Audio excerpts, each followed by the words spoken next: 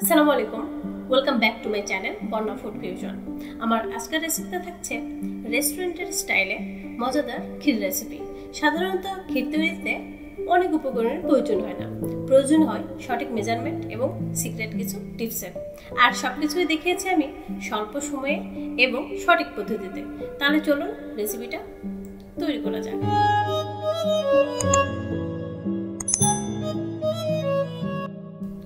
আজ আমি ক্ষীর তৈরির জন্য 2 টেবিল চামচ কালো জিরার চাল নিয়েছি। আপনারা চাইলে এখানে আতপ চালও ব্যবহার করতে পারেন, কিংবা আমরা ভাত যে রান্না করি সেই নর্মাল চালও ব্যবহার করতে পারেন। এই চালটা আমি 10 মিনিট পানিতে ভিজিয়ে রাখবো। আপনারা চাইলে কিন্তু এখানে যে প্যাকেটের ময়দা বা চালের আটাও ব্যবহার করতে পারেন, তবে এটা সুন্দর একটা ফ্লেভার আসার জন্য কালো জিরা কিংবা আতপ চাল ব্যবহার করাই ভালো। আমি এটা ব্লেন্ড করে নিয়েছি, আপনারা চাইলে পাটায় পিষেও নিতে পারেন।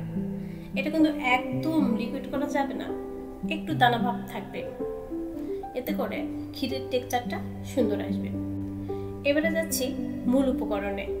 আমি এখানে 2 কেজি পরিমাণ গরুর দুধ নিয়েছি, অবশ্যই ফুল ক্রিম গরুর দুধ নেবেন। আর সাথে দিয়ে দিচ্ছি 1 কাপ পরিমাণ চিনি। আপনারা আপনাদের টেস্ট অনুযায়ী এখানে চিনির পরিমাণ বাড়িয়ে বা কমিয়ে দিতে পারেন। একটু নাড়াচাড়া করে চিনিটা আমি দুধের সঙ্গে মিশিয়ে দিলাম, আর সাথে দিয়ে দিলাম 2টা সাদা এলাচ। এখানে একটা গুরুত্বপূর্ণ টিপস অবশ্যই মাথায় রাখবেন, আমরা যত সময় ধরে এই ক্ষীরটা বানিয়ে নেব, কোনো সময় কিন্তু নাড়াচাড়া বন্ধ করা যাবে না। এই নাড়াচাড়া যদি কম করতে থাকেন তাহলে দুধের পরিমাণ কমবে ঠিকই, কিন্তু ক্ষীরের যে একটা ভাব আসবে, গ্র্যাভিটি আসবে কিংবা টেক্সচার আসবে, সেটা কিন্তু আসবে না, শুধুমাত্র দুধটা কমে যাবে। এই জন্য অনবরত এভাবে নাড়তে হবে। আর দেখতে পাচ্ছেন চারপাশে সর হয়ে গেছে, আর এই সরগুলো কিন্তু ভেঙে দিতে হবে চামচের সাহায্যে কিংবা প্যাচুলা বা হ্যান্ডউইচ দিয়ে। এভাবে নাড়াচাড়া করতে করতে একটা ঘন টেক্সচার চলে আসবে, দেখতে পাচ্ছেন। আর দুধের কালারটাও কিন্তু চেঞ্জ হয়ে গেছে। আপনারা যদি মনে করেন যে প্রথমে চিনিটা কেন অ্যাড করেছি, তাহলে এটা আমি বলবো যে এটাও একটা টিপস। যদি আপনারা দুধের সাথেই চিনিটা দিয়ে থাকেন তাহলে কিন্তু অনায়াসে এরকম একটা কালার চলে আসবে।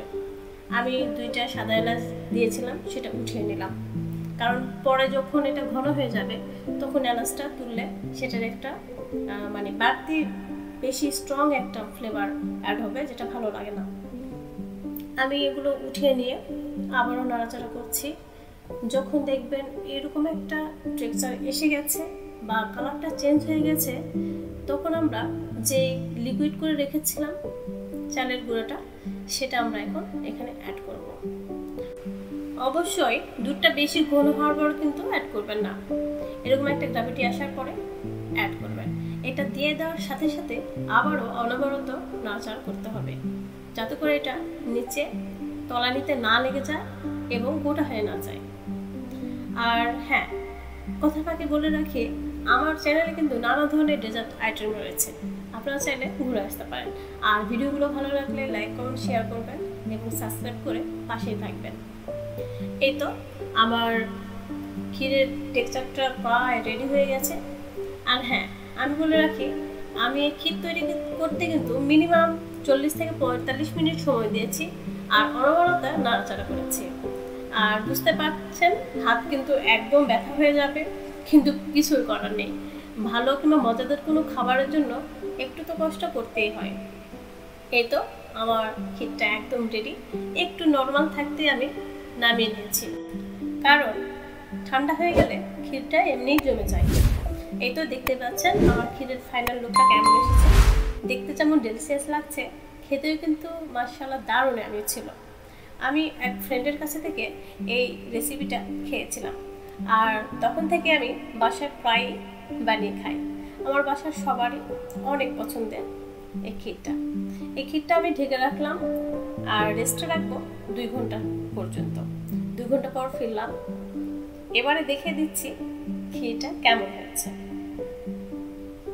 এমনিতেই তো দেখতে পাচ্ছেন একদম সেট হয়ে গেছে।